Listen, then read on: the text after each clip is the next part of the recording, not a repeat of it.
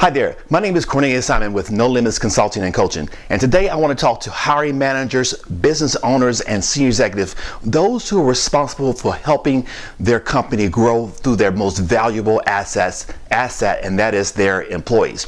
You know, I remember some time when I was in the rank and file or just starting out in my profession where I had an opportunity to quickly jump into a supervisor position. And I remember going through that process where I had no knowledge of how to be a supervisor, how to be a leader.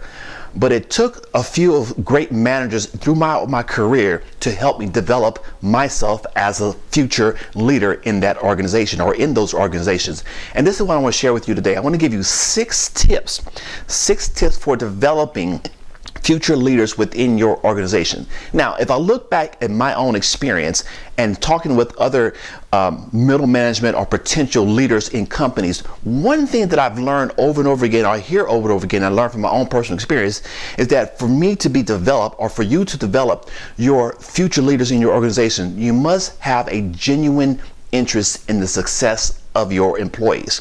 So this first tip is to have a genuine interest in the success of your employees. Think about it this way here. If you as a manager, a senior manager, an executive, business owner, look to your future leaders in your company and you take a genuine interest in their success, it's only going to help your company grow, help you be more productive, help your company be more productive, increase your obviously your bottom line and your revenue, and create a better team environment or team cohesiveness. So it's important that as a hiring manager, hire individuals are looking to develop those within your organization, that you have a genuine interest in their success. I like to say it like this: their success is your success. Just like we use for customers, your customer success is your company success. Same thing.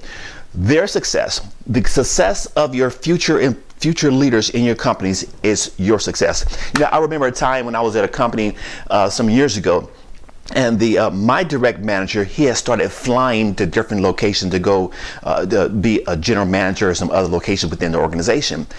And it got to the point where I had to become that next person as the leader in that group, in that team of 10 people.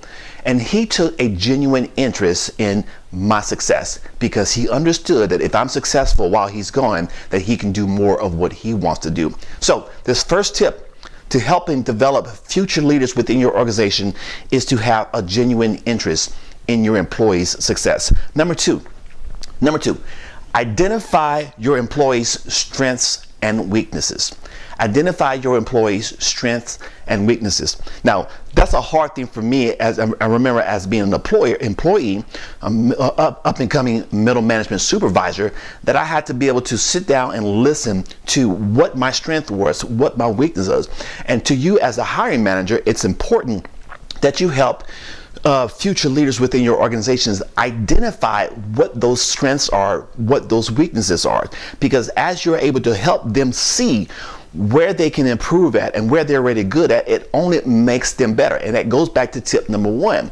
If you have a genuine interest in the success of your employees, then you'll be successful and the company will be successful. So you want to be able to identify their weakness. What areas of their professional skills development do they need to develop? What areas are they good at? And how are those different areas going to play an instrumental role, an impactful role in creating a highly performance team, a highly productive company within your organization?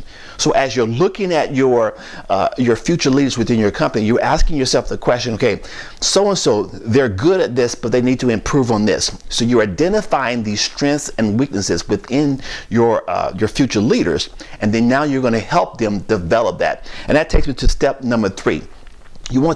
Tip number three, you want to assist each employee in creating a professional development plan. You want to assist each employee in creating a professional development plan. Now, this doesn't have to be anything that's long and drawn out, but you do want to have something on paper.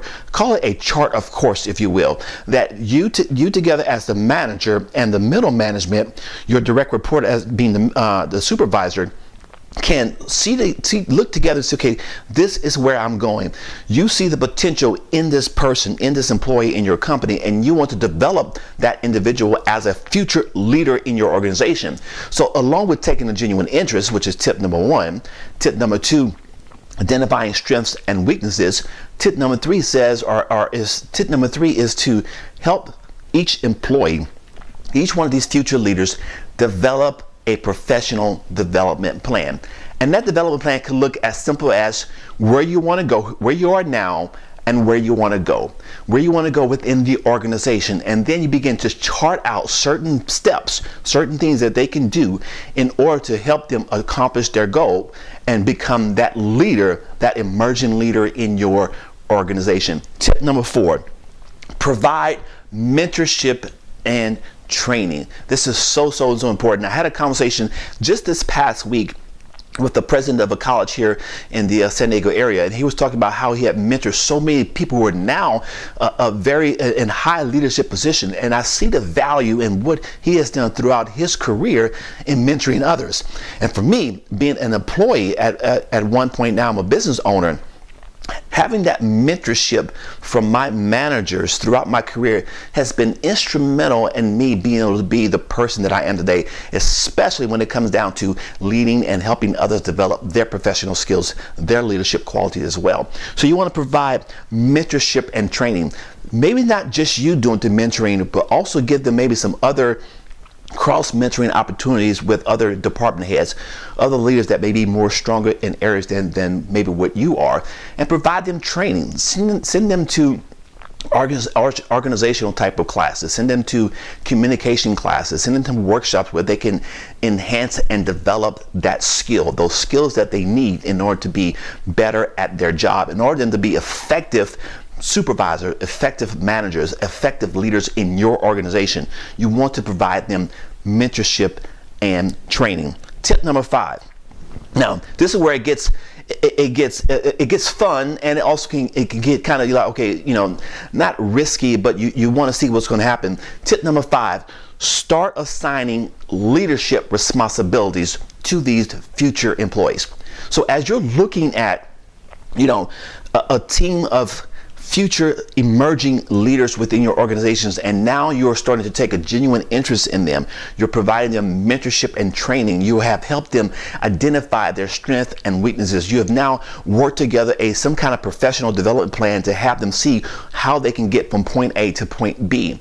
You want to start assigning them leadership responsibility. I remember in this conversation I had last week, the gentleman said, one thing he does with his emerging leaders, before he even gives them a title of leadership, he gives them leadership responsibilities. And when he said that, I was like, that is key, because oftentimes our employees get this title without actually doing some of the responsibilities. And that definitely wasn't the case with me. I was given much responsibility growing up in my career before I was even given the title.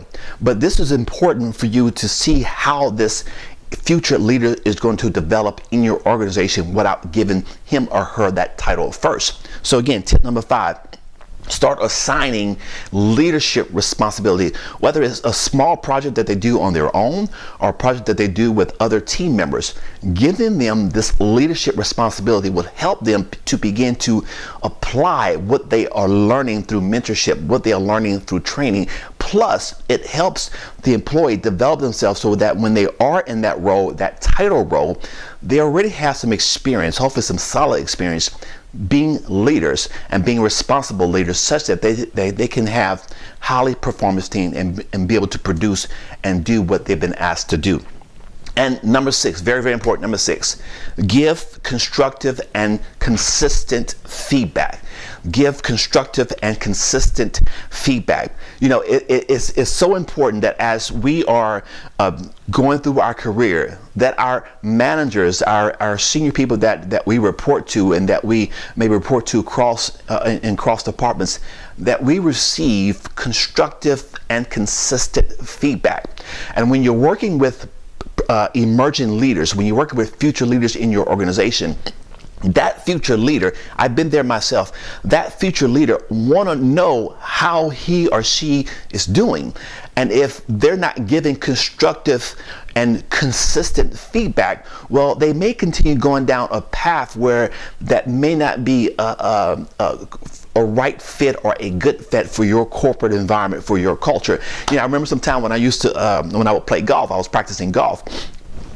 Sure, I would hit the ball far, but I was hitting it wrong and so when it was time for me to correct, it was hard for me to correct my swing because I had already formed this habit, both physical and mental habit of how to do things. So you want to avoid that. You want to avoid this future leader who's going to grow within your organization, forming some, not say bad habits, but not the best practices or best habit for the work they kind of do and for your culture and your environment.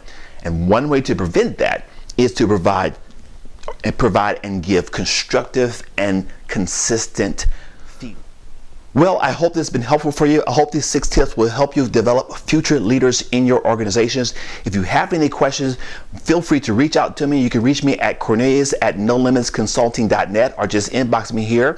And I would love to be able to talk with you more about how you can develop future employees in your organizations. Until next time, take care.